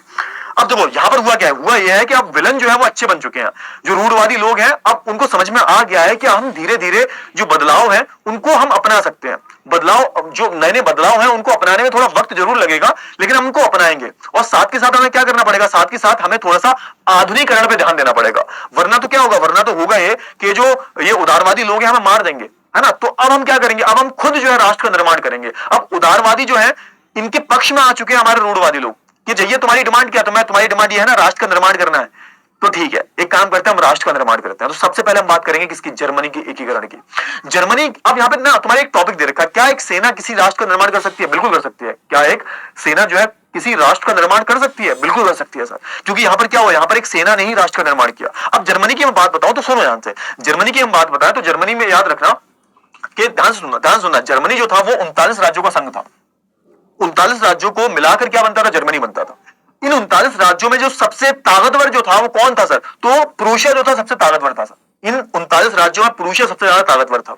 अब यहाँ पर प्रूशिया के जो राजा थे, है ना, राजा की बात करें, राजा विलियम प्रथम की हम बात करें, राजा विलियम प्रथम जो थे, इन्होंने क्या किया सर, इन्होंने जिम्मेदारी दी ऑटोमन बिस्मार्क। ऑटोमन बिस्मार्क को यहां पर जिम्मेदारी दी जाती है। आप देखोगे ऑटोमन बिस्मार्क कौन थे सर, मंत्री थे सर। ऑटोमन बिस्मार्क जो थे ये अलग ही पर्सनालिटी का बंदा था। ये कौन थे सर, तो प्रूशिया का जो राजा था उसका मंत्री था ये कौन, ऑटोमन बिस्मार्क। तो यहां पर जो प्रूशिया का राजा है, प्रूशिया का जो राजा है विलियम प्रथम, ये किसको जिम्मेदारी देता है, ये ऑटोमन बिस्मार्क को जिम्मेदारी देता है कि तुम्हें क्या करना है, तुम्हें इन 39 राज्यों में, ये जो 39 राज्य है ना, ये 39 राज्य है, ये 39 राज्य जो है इनको एक करना है, इनको एक कर कर जर्मनी का निर्माण करना है। दिक्कत ये थी कि जो ये 39 राज्य है ना, इन पर अलग अलग शक्तियों का कब्जा था। जैसे कि हम बात करें किसी पर ऑस्ट्रिया का कब्जा है ना, किसी पर डेनमार्क का कब्जा है, कुछ हिस्से पर फ्रांस भी है। तो ये अलग अलग शक्तियां जो है वो कहां पर है, वो इन 39 राज्यों में कब्जा करके बैठी हुई है। लेकिन इन 39 राज्यों में सबसे ताकतवर और सबसे बड़ा राज्य कौन सा है, तो वो है हमारा प्रूशिया। समझ में आया। हाँ, अब प्रूशिया के जो राजा है वो क्या कर रहा है, वो जिम्मेदारी ले रहा है कि मैं पूरे जर्मनी का एकीकरण करवाऊंगा। और इसने जिम्मेदारी किसको दी, ऑटोमन बिस्मार्क को। और ऑटोमन बिस्मार्क क्या था, मंत्री था और बहुत ही, आप बोल सकते हो एक कूटनीतिज्ञ था, बहुत बड़ा एक डिप्लोमेट था, बहुत बड़ा। इसने क्या किया, इसने 7, है ना, इसने 3 युद्ध लड़े। किसके खिलाफ सर, ऑस्ट्रिया, डेनमार्क और फ्रांस के खिलाफ। और कब तक लड़ता रहा सर, 7 सालों तक, 7 वर्षों तक। 7 वर्षों तक जो है इसने क्या किया, 7 वर्षों तक जो है इसने क्या किया सर, 7 वर्षों तक इसने जो युद्ध करे, 7 वर्षों तक इसने युद्ध करे, 7 वर्षों तक इसने युद्ध करे। किसके खिलाफ युद्ध करे सर, किसके खिलाफ युद्ध करे इसने डेनमार्क के खिलाफ, फ्रांस के खिलाफ और ऑस्ट्रिया के खिलाफ। क्योंकि आपने देखा ना ये 39 राज्य जो है इनमें अलग अलग शक्तियां हैं, जिनमें कुछ हिस्से पर फ्रांस राज कर रहा है, कुछ हिस्से पर डेनमार्क राज कर रहा है, कुछ हिस्से पर ऑस्ट्रिया राज कर रहा है। अब इन तीनों पर जो है इसने युद्ध करे और इन तीनों से युद्ध करे 7 साल तक। और उसके बाद क्या होता है, फाइनली विजय कौन घोषित होता है, प्रूशिया जो है विजयी घोषित होता है। और इस तरीके से आप देखोगे इन 39 राज्यों को एक कर किसका निर्माण किया जाता है भाई, इन 39 राज्यों को एक कर जर्मनी राष्ट्र का निर्माण किया जाता है। और राजा विलियम को जो है जर्मनी का बादशाह घोषित कर दिया जाता है। मतलब ऐसा है, देखो राजा को हटाया नहीं गया, राजा को बैठाया गया, राजा को ऐसे नहीं हटाया गया, लेकिन एक राष्ट्र को घोषित कर दिया है कि भाई अब जर्मनी जो एक राष्ट्र है और जर्मनी के आधुनिकीकरण की बात की जाएगी, हर एक चीज की बात की जाएगी। यहाँ पे वही बात हो रही है ना, कि यहाँ पर बोला जा रहा है कि देखो ध्यान से कि ये डेट याद रख लेना, 18 जनवरी 1871 को क्या होता है भाई, है ना, सुबह है, ठंड है काफी। और आप देखोगे कि जर्मनी के जो राजा है, राजकुमार जो है, और इनके जो प्रतिनिधि है, सेना के जो प्रतिनिधि हैं और जो ऑटोमन बिस्मार्क वगैरह जो है, ये सब क्या है, ये एक तरीके से आप देखोगे वर्साई के महल में बैठे हुए हैं, है ना। इसको बोला जाता है हॉल ऑफ मिरर्स। और आप देखोगे पूरी तरह से यहाँ पे एक तरीके से आप बोल सकते हो कि जर्मनी का निर्माण हो चुका है। एक तरीके से आप देखोगे कि विलियम प्रथम को जो है जर्मनी का राजा घोषित कर दिया गया है और जर्मनी को एक राष्ट्र के रूप में इसका निर्माण हो गया है। क्लियर हुआ ना। अच्छा, राष्ट्र के रूप में निर्माण करने का मतलब क्या है कि यहाँ पर ऐसा नहीं है कि भाई राष्ट्र का निर्माण हो गया बस। आप देखोगे कि यहाँ पर एक जैसी मुद्रा चलेगी, है ना, बैंकिंग प्रणाली लागू होगी, एक जैसे कानून चलेंगे, एक जैसी न्याय व्यवस्था लागू होगी। तभी तो क्या होगा, तभी तो लोगों के अंदर एक राष्ट्र भाव की भावना विकसित होगी ना, कि जब एक जैसी मुद्रा चल रही है ना, बैंकें चल एकदम प्रॉपर तरीके से बैंकिंग सिस्टम चल रहा है, एक तरीके से कानूनी व्यवस्था अच्छी चल रही है ना, न्यायिक व्यवस्था बहुत अच्छी चल रही है, ये सारी जो व्यवस्थाएं चल रही हैं, तो इनके पीछे कहीं ना कहीं क्या रीजन है, ताकि एक राष्ट्र का निर्माण हो। क्लियर हुआ? हाँ या फटाफट से बताओ जब, है ना। तो ये प्रूशिया ने कदम उठाया था। अगर याद रखो, कोई अगर तुमसे पूछ ले, जैसे प्रूशिया की हम बात करें, देखो ये है पूरा प्रूशिया, है ना, ये देखो, ये देखो, ये पूरा क्या है सर, ये पूरा जर्मनी है, ये पूरा क्या है सर, ये आप देखोगे, ये आप पूरा देखोगे ना, ये पूरा देखो, ये पूरा देखो, ये पूरा क्या है सर, जर्मनी है। जर्मनी में आप देखोगे ये क्या है सर, ये जो ब्लू ब्लू दिख रहा है ना, ये सर प्रूशिया है ना। आप देखोगे जर्मनी में आपको अलग अलग 39 राज्य देखने को मिलेंगे। किसी राज्य ये है, कोई ये राज्य है, ये राज्य है, ये राज्य है, ये, और इन पर आप देखोगे, इन पर अलग अलग जो है, अलग अलग साम्राज्य जो है राज कर रहे हैं। अब इन 39 राज्यों को एक कर जर्मनी किसने बनाया, तो इसमें जो है ऑटोमन बिस्मार्क का बहुत बड़ा योगदान है, प्रूशिया के राजा का बहुत बड़ा योगदान है। क्लियर हुआ? चलिए, बहुत अच्छी बात है। अब बात कर लेते हैं इटली के एकीकरण के बारे में।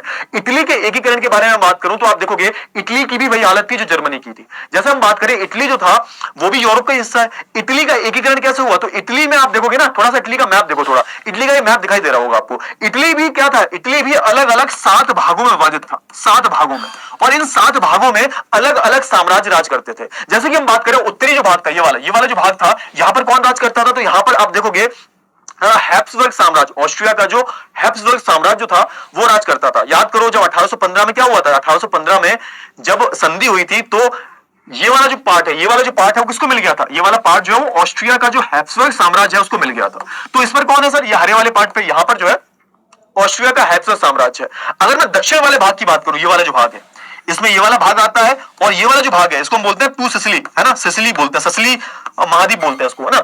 तो ये वाला जो पूरा भाग है, इसकी अगर मैं बात करूं तो ये किसके अंडर में था सर, ये वाला भाग पूरा, ये वाला भाग, तो ये वाला भाग अंडर में था बर्बन वंश के। आपको कि सर बर्बन वंश तो फ्रांस में था, नहीं नहीं बेटा, स्पेन का था ये स्पेन का बर्बन वंश था सर, स्पेन का। स्पेन एक देश है बेटा, कहां पर है सर, स्पेन भी एक देश है, कहां पर है, यूरोप में है। तो आप देखोगे स्पेन का जो बर्बन वंश है उसका राज था। आप कहोगे सर मध्य वाले भाग में, तो बेटा अगर आप मध्य वाला भाग देखोगे तो मध्य वाले भाग में पोप का राज था सर। सर ये पोप कौन होता है सर, तो पोप बेटा ईसाई धर्म के जो सबसे बड़े गुरु होते हैं, सबसे बड़े धर्म गुरु जो होते हैं उनको पोप बोलते हैं। पोप किसी इंसान का नाम नहीं होता, पोप एक आप बोल सकते हो उपाधि का नाम होता है। जैसे हम देखते हैं ना बौद्ध धर्म में दलाई लामा की उपाधि होती है ना। जैसे मुस्लिमों की हम बात करें तो इनमें खलीफा हुआ करते थे, तो ऐसे ही कुछ, ठीक है। तो पोप होते हैं ईसाई धर्म में। अच्छा, अब हम बात करें, ये जो दिख रहा है आपको, ये है ना, एक जो पूरा द्वीप दिख रहा है, इसको हम बोलते थे सर्निया पिडमोंट, इसकी हम बात करें, इस पर किसका राज था, तो भाई इस पर जो है जो इटालियन राज परिवार है, यानी कि जो इटली का ही खानदान है, इटली का ही जो राजवंश है उसका राज था। तो यहां पर किसका राज है, इटली का जो राजवंश, इटली का राजवंश, इटली का राजवंश, है ना, इसका ही जो अधिकार था। तो आप देखो कितनी अलग अलग शक्तियां जो है इन 7 अलग अलग भागों पर जो है राज कर रही हैं, है ना, इन 7 अलग अलग भागों पर जो है राज कर रही हैं। क्लियर हुआ ना? हाँ, बहुत अच्छी बात है, आगे बढ़े। अच्छा, अब यहां पर देखो, अब होगा क्या कि इटली को एक कराने में जिम्मेदारी कौन लेगा, तो इटली को एक कराने में बेटा ये जो भाग है ना, ये वाला, है ना, यहाँ पे राजा कौन है सर, यहाँ पर जो राजा थे इनका नाम था विक्टर एमानुएल द्वितीय। ये राजकुमार थे और ये इटली का ही साम्राज्य था। ये कौन सा साम्राज्य था, इटालियन साम्राज्य था ये, जो इस भाग पे, ये वाला भाग और ये वाले भाग पर राज कर रहे हैं, है ना। इसको हम बोलते थे सर्डिया पिडमोंट। तो आप देखोगे जो सर्डिया पिडमोंट के जो राजा थे, सर्डिया पिडमोंट पे जो इटालियन राज परिवार जो था, इसका शासन था, राजवंश का शासन था, इटालियन राजवंश का। और इनके जो राजा थे वो थे विक्टर एमानुएल द्वितीय। विक्टर एमानुएल द्वितीय जो है इनका नाम था, ये राजकुमार थे। और इन्होंने किसको जिम्मेदारी दी, तो इन्होंने अपने मंत्री को, जैसे आप देखोगे ना वहां पर प्रूशिया का जो राजा था विलियम, इसने किसको जिम्मेदारी दी थी, ऑटोमन बिस्मार्क। तो ऐसे ही आप देखोगे कि विक्टर एमानुएल द्वितीय जो है, इन्होंने किसको जिम्मेदारी दी, तो इन्होंने काउंट कावूर को जो है जिम्मेदारी दी। काउंट कावूर जो थे, इनकी अगर हम बात करें तो ये बहुत बड़े डिप्लोमेटिक थे, बहुत बड़े कूटनीतिज्ञ थे, इनको अच्छी तरह से जो है बात करना आता था। और इनके कावूर की हम बात करें तो इनका अलग ही था ये भाई, तुम्हें लग रहा होगा बहुत बड़े राष्ट्रवादी थे ना, ये राष्ट्रवादी वगैरह कुछ नहीं थे, ये तो एक बहुत बड़ा डिप्लोमेट था, है ना। इसको तो ठीक से इटालियन भाषा भी नहीं आती थी, और ये अमीर घराने से आता था, कुलीन वर्ग से आता था ये, लेकिन ये बहुत अच्छा कूटनीतिज्ञ था। तो इसको जिम्मेदारी देते हैं कौन, विक्टर एमानुएल द्वितीय। विक्टर एमानुएल द्वितीय इसको बोलते हैं कि जाओ जाके जो है 7 राज्यों को एक करके जर्मनी का, हम पूरा इटली का निर्माण करते हैं। तो सबसे पहले आप देखोगे ना, इसने फ्रांस की मदद से उत्तरी वाले भागों को जो आजाद करवा लिया। उत्तर का जो भाग था ना, उत्तरी भाग में कौन था सर, उत्तरी वाले भाग में ऑस्ट्रिया का हैप्सबर्ग साम्राज्य है। तो इसने क्या किया, क्योंकि इनके रिश्ते जो थे फ्रांस से बहुत अच्छे थे, तो काउंट कावूर ने फ्रांस की मदद से, है ना, उत्तर वाले भाग को जीत लिया। ठीक है, यानी कि उत्तर वाला भाग जो आजाद हो गया है, किसके कब्जे में आ गया है, तो उत्तर वाला भाग जो है सर्डिया पिडमोंट के कब्जे में आ गया, मतलब विक्टर एमानुएल के कब्जे में आ गया। ठीक है सर। अच्छा, दक्षिण वाले भाग की हम बात करें, दक्षिण वाले भाग की, ये वाला जो भाग है ना, इसमें आप देखोगे, यहां पर आप देखोगे दक्षिण वाले भाग की अगर हम बात करें तो यहां पर कौन था सर, मैंने बताया था आपको, यहां पर जो है स्पेन का बर्बन वंश था। इसको हराया कैसे, तो आप देखोगे यहां पर एक व्यक्ति है जिसका नाम था गुसिपी गैरिबाल्डी। अब गैरिबाल्डी की हम बात करें तो ये क्या था भाई, ये बहुत ही डाउन टू अर्थ बंदा था भाई, और नाविक था एक बेसिकली, और इसके पास किसानों का बहुत बड़ा सपोर्ट था, और दक्षिण वाले भाग की जो जनसंख्या थी वो बहुत ज्यादा अनपढ़ थी और वो इसको बहुत सपोर्ट करती थी। तो इसने क्या किया, गुसिपी गैरिबाल्डी ने क्या किया, गुसिपी गैरिबाल्डी ने किसानों की मदद से और वहां के जो लोकल स्थानीय लोग थे उनकी मदद से आप देखोगे कि स्पेन को सॉरी ये जो दक्षिण वाला भाग है, दक्षिण वाला जो भाग है इसको जीत लिया है ना, इसको भी आप देखोगे स्पेन से छुड़वा लिया, यानी कि अब यहां पर उत्तर का दक्षिण का भाग जो है आजाद हो चुका है। अब बचा कौन सा, बीच वाला, बीच वाले भाग की हम बात करें तो बीच वाले भाग में कौन था, पोप था, मैंने बताया था। तो पोप ने खुदा को सरेंडर कर दिया, भैया हमें वो लड़ाई नहीं करनी है, हमको माफ कर दो, हमको गलती हो गई, माफ कर दो। तो यहां पर बीच वाला जो भाग है जिसमें पोप था उसने खुदा को सरेंडर कर दिया। तो ऐसे करके क्या हुआ, ऐसे करके आप देखोगे सभी है ना 7 भागों को मिलाकर, सभी 7 भागों को मिलाकर आप देखोगे यहां पर इटली नाम के राष्ट्र का निर्माण किया जाता है। और वैसे जैसे आप देखोगे ना, थोड़ा सा पीछे आप जाओगे तो गुसिपी मजीनी ने बहुत कोशिश की थी, उन्होंने लोगों की विचारधाराओं को बदलने की कोशिश की थी, लेकिन वो असफल रहे थे। लेकिन इसको पूरा किसने किया, तो विक्टर एमेनुएल द्वितीय ने इसको पूरा किया। तो आप 1861 में देखोगे विक्टर एमेनुएल द्वितीय जो होते हैं वो एक तरीके से इटली के राजा घोषित कर दिए जाते हैं। समझ में आया, हाँ या ना, फटाफट से बता दो जल्दी से। एक चीज और है बेटा, एक चीज और है, ये मैंने आपको ऑलरेडी बता दिया है। हाँ, याद रखना कि जब ये आजाद हो गया था, जब इटली एक हो गया था, तो यहां पर दिक्कत ये थी कि ज्यादातर जो लोग थे, इटली की ज्यादातर जो लोग थे, स्पेशली मैं दक्षिण भाग की बात करूं तो यहां पर ज्यादातर जो किसान है वो अनपढ़ थे, उनको राष्ट्रवाद का राह भी नहीं पता था, उनको राष्ट्रवाद का मतलब नहीं पता था। इवन अगर आप देखोगे ना कि जो किसान थे जिन्होंने गैरिबाल्डी का सपोर्ट किया था, ये हमारे गैरिबाल्डी हैं और ये हमारे काउंट कैबूर है, ये काउंट कैबूर है और ये गैरिबाल्डी है, ठीक है, समझ में आ गया। हाँ, तो जिन किसानों ने दक्षिण भाग में गैरिबाल्डी का सपोर्ट किया था ना, उनको ऐसा लगता था कि जो ला तालिया जो है ना, यानी कि इटली की बात कर रहे हैं, ला तालिया जो है क्या है, इटली जो है क्या है, ये विक्टर एमेनुएल द्वितीय की बीवी का नाम है, इनकी मेहरारू का नाम है। तो इनको पता ही नहीं था कि भैया इटली क्या है ना, ये क्या है, उनको कुछ भी नहीं पता था, है ना। तो ये जैसे यहाँ पे लिखा हुआ है गैरिबाल्डी का साथ दिया था, सोचते थे कि इटालिया विक्टर एमेनुएल की पत्नी का नाम है। समझो थोड़ा सा, इनको इटली का मतलब भी नहीं पता था, इटली का मतलब ही नहीं पता था इनको, बेचारे किसानों को, अनपढ़ थे, इनको लगता था इटली जो है वो विक्टर एमेनुएल जो है इनकी मेहरारू का नाम है, बीवी का नाम है इनकी। तो ये दिक्कत थी। तो यहाँ पे लोगों को जो है राष्ट्रवाद का मतलब अभी भी नहीं पता था। अब लास्ट केस की हम बात कर लेते हैं भाई, क्या किसकी बात कर लेते हैं, ब्रिटेन की अजीबोगरीब कहानी। अब ब्रिटेन की अजीबोगरीब कहानी क्या है बेसिकली, तो यहाँ पर हम ब्रिटेन की एकीकरण के बारे में ही बात करेंगे, लेकिन यहाँ पर अजीबोगरीब कहानी क्यों बोली जा रही है, क्योंकि आप देखोगे इटली के केस में, जर्मनी के केस में लोगों ने युद्ध करे थे, युद्ध लड़े गए, युद्ध के बाद ही जो है इनको क्या मिला, उनको मौका मिला कि हम एकीकरण करें। लेकिन ब्रिटेन में ऐसा कुछ युद्ध नहीं हुआ। ब्रिटेन में आप देखोगे, ब्रिटेन का जो एकीकरण हुआ है, जो आप आज यूनाइटेड जिसको बोलते हो, यूके बोलते हो, है ना, द ग्रेट ब्रिटेन बोलते हो, तो उसकी अगर मैं बात करूं तो आप देखोगे यहां पर कोई बड़े युद्ध नहीं हुए। ये धीरे धीरे लंबा चलने वाला पूरा प्रोसेस था, पूरी प्रक्रिया थी।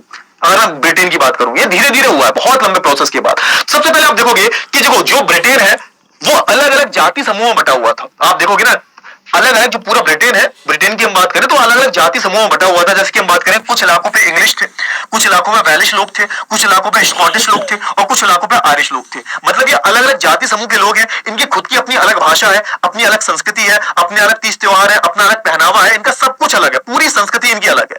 अब याद रखना कि जो जाति समूह है इनमें सबसे ताकतवर कौन था, तो सबसे ताकतवर थे इंग्लिश, सबसे ज्यादा ताकतवर थे इंग्लिश ज्यादा सबसे ज्यादा ताकतवर थे, समृद्ध थे, अमीर थे। और आप देखोगे कि जो इंग्लिश होंगे क्या करेंगे, ये इन तीनों को अपने में मिलाने की कोशिश करेंगे, ये तीनों की संस्कृति को हटाकर, इनको संस्कृति को बर्बाद कर ये क्या करेंगे, ये इंग्लिश वाले जो लोग होंगे अपनी संस्कृति को इन तीनों पर थोपने की कोशिश करेंगे और ये सफल भी हो जाएंगे। क्लियर हुआ। तो सबसे पहले हम इंग्लिश की बात कर लेते हैं। अच्छा, इंग्लिश की अगर हम बात करें, इंग्लिश जो लोग थे ये बहुत ज्यादा इंटेलिजेंट थे। याद करो,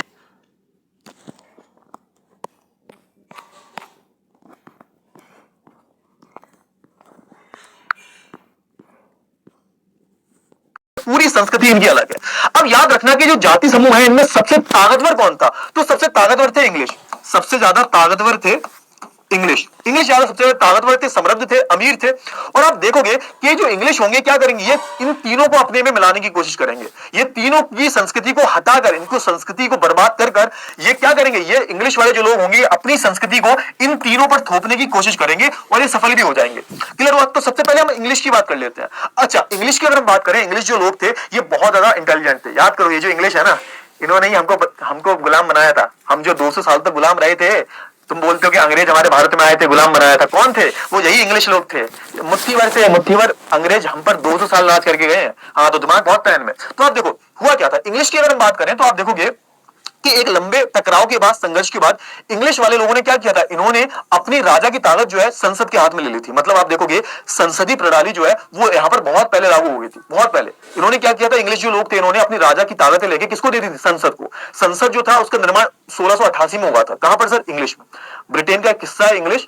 तो इनकी अगर हम बात करें तो आप देखोगे इन्होंने क्या किया था, इन्होंने 1688 में, है ना, राजतंत्र से ताकत छीन ली थी और वो किसको दे दी गई थी, तो वो संसद को दे दी गई थी। आज भी आप देखोगे ब्रिटेन में क्या है, ब्रिटेन में संसदीय व्यवस्था चलती है, वहां पर संसद के पास बहुत ज्यादा ताकत है ना। तो यहां पर आप देखोगे संसद के माध्यम से क्या हुआ था, राष्ट्र राज्य का जो है निर्माण क्या हुआ था। क्लियर हुआ ना। हाँ, जिसका केंद्र क्या था, इंग्लैंड, है ना। जो इंग्लिश लोगों का केंद्र था वो क्या था, इंग्लैंड था सर। इंग्लैंड क्या था सर, इंग्लैंड, है ना, इंग्लैंड था। इसका केंद्र क्या था सर, इंग्लैंड था। तो इन्होंने क्या किया था, इन्होंने सबसे पहले 1688 में राजा से ताकत छीन कर अपनी संसद को दे दी और संसद को बहुत मजबूत बनाया। अब जब 1688 में सारी ताकत किसके पास आ गई, ब्रिटेन की, संसद के पास। अब ये मैं किसकी बात कर रहा हूं, ये सिर्फ मैं इंग्लिश की बात कर रहा हूं बेटा, मैं इंग्लिश की बात कर रहा हूं, मैं इंग्लैंड की बात कर रहा हूं, इंग्लैंड की कहानी की बात कर रहा हूं बेटा मैं। इंग्लैंड का देखो, इंग्लिश वाले जो लोग थे कहां रहते थे, इंग्लैंड में रहते थे। तो इंग्लैंड में ये सब हुआ, इंग्लैंड में इन्होंने अपनी राजा की ताकत छीन ली और संसद के हाथ में दे दी। अब संसद जो बहुत ताकतवर है और ये संसद जो है चुनी हुई आती है ना, ये इलेक्टेड आती है। तो इन्होंने यहाँ पर पूरा राष्ट्र राज का निर्माण कर लिया था। अब क्या होगा, अब बाकी के जो बचे लोग हैं, है ना, ये तो इंग्लैंड की कहानी बता रहा हूं, बाकी बहुत अलग अलग जगह थी, जैसे स्कॉटलैंड हो गया हमारा, हमारा जो वेलिश हो गया, है ना, हमारा जो आयरलैंड हो गया, तो ये अलग अलग जगह है। अब इन्होंने क्या किया, क्योंकि ये ताकतवर थे, इन्होंने अपनी, है ना, इन्होंने इनको ऑफर दिया एक तरह का कि एक काम करो, हमारे में शामिल हो जाओ, वेलिश वालों को, स्कॉटलैंड वालों को, आयरलैंड वालों को, कि हम में शामिल हो जाओ, हम एक करके जो है ग्रेट ब्रिटेन का निर्माण करेंगे। तो सबसे पहली चीज क्या है, सबसे पहली चीज क्या है, सबसे पहले हम बात करें स्कॉटलैंड की खास संस्कृति और राजनीतिक संस्थाओं को योजनाबद्ध तरीके से जो है दबाया गया। पहली बात यह है कि इन्होंने क्या किया, सबसे पहली बात इन्होंने बोला, देखो ध्यान से देखो फटाफट से, ध्यान से देखो फटाफट, ये क्या है सर, ये हमारा मैप है, ध्यान से देखना फटाफट से इस मैप को, ये मैप है, क्लियर हुआ। हाँ, ये मैप है पूरा, ये मैप है पूरा किसका, ब्रिटेन का, है ना। हाँ, अब इसकी हम बात करें तो आप देखोगे इसको हम बोलते हैं ग्रेट ब्रिटेन। मतलब ये आप देखोगे ना, ये वाला जो हिस्सा है, ये वाला जो हिस्सा है, यहाँ पर कौन रहता था सर, यहाँ पे ये